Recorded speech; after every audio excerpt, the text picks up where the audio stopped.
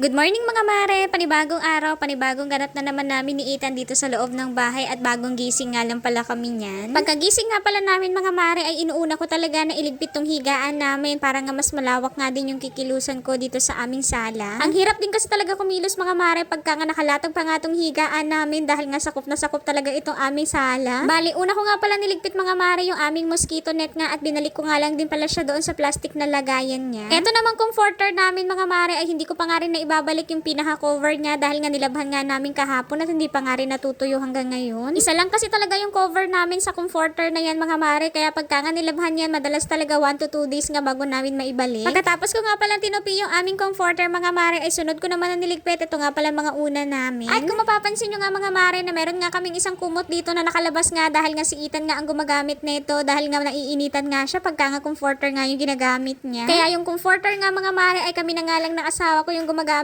noon dahil nga sobrang lamig na lamig talaga kami pagka nga nakabukas ang aircon. Pero itong si Ethan mga mare, pagka nga kinumutan mo nga siya gamit nga itong comforter, nako talagang sobrang init na init nga siya at pinagpapawisan nga. Anyways mga mare, pagkatapos ko nga pala na iligpit yung higaan namin ay tinayo ko naman itong sofa bed namin at para nga makapagwalis na nga din ako dito sa aming sahig. Bali yung whole body mirror nga pala namin mga mare ay iniilipat ko na nga pala dito sa ilalim ng hagdanan katabi nga nitong aming sofa. Plano ko na nga din pala mga mare na iakyat nga pala yung isang sofa namin dyan sa gilid at doon ko na nga lang ilalagay sa may second floor at para nga lumuwag na nga pala dito sa aming sala. Pero sa totoo lang mga mare, nagdadalawang isip din talaga ako na iakyat nga yung sofa na yan doon sa second floor at baka nga maalikabukan lang siya ng husto doon. Pero siguro mga mare ay babalutan ko na nga lang din siya ng kumot at para nga hindi rin siya masyadong maalikabukan at syempre magme-maintain na nga din ako ng paglilinis doon sa aming second floor dahil nga napabayaan ko na talaga ng husto yun. Anyways mga mare, pagkatapos ko nga pala nagwalis dito sa sahig namin ay binaba ko na nga din pala itong sofa bed tapos inayos ko nga lang din pala itong cortina dito nga sa hagdanan namin. Pagkatapos nga nun mga mare ay inayos ko nga lang din yung mga gamit na nakakalat din dito at para nga maibalik ko na nga din sa mga dati nilang lagayan. Dito naman ako next sa kabilang side mga mare at inayos ko nga pala itong cover nga ng motor ng asawa ko mga mare at ilagay ko nga pala dito sa lagayan niya. Katapos ko nga nailagay yung cover ng motor niya sa lagayan mga mare ay nagpatuloy na nga din pala ako sa pagwawalis dahil nga hindi ko pa nga nawawalisan dito nga sa side na to. Halos everyday nga mga mare ay ganito nga kadalasan yung ginagawa ko bago nga din kami kumain nga ng almusal dahil nga kailangan talaga nakaligpit muna yung higaan namin dahil nga napakahirap kumilos. Ang hirap din kasi mga mare pagka nga nakalatag pa nga yung higaan namin dito tapos magluluto na nga din ako ng pagkain namin. Ako talaga mangangamoy nga din yung iluluto ko at didikit nga sa mga kumot namin tsaka sa mga punda namin. At alam niyo ba mga mare, magmula nga nung naging work from home na nga ako talaga madalas talaga 8:30 AM to 9 AM na nga yung gising ko. Pero syempre mga mare, hindi yun araw-araw dahil nga paminsan-minsan nga ay may mga araw talaga na maaga din talaga ako nagigising. Anyways mga mare, pagkatapos ko nga pala nagwalis dito nga sa loob ng bahay ay nilabas ko na nga din pala itong mga kumot nga tsaka naman mga punda nga na nilabhan pa nga nung nakaraan. Wag na nga din kayo magtaka mga mare kung sino nga ang tumulak nga nitong upuan ko dahil nga naandyan nga si Ethan sa aming sala. Eto nga palang sinampay ko sa harap ng bahay mga mare ay pangalawang labas ko na nga ito pero hindi pa nga rin natutuyo hanggang ngayon. At sana nga lang mga mare this time nga ay matuyo na nga ito dahil nga medyo maaraw na nga din. Dahil nung mga nakaraang araw nga mga mare ay napakahirap nga magpatuyo ng mga damit dahil nga sa ulan.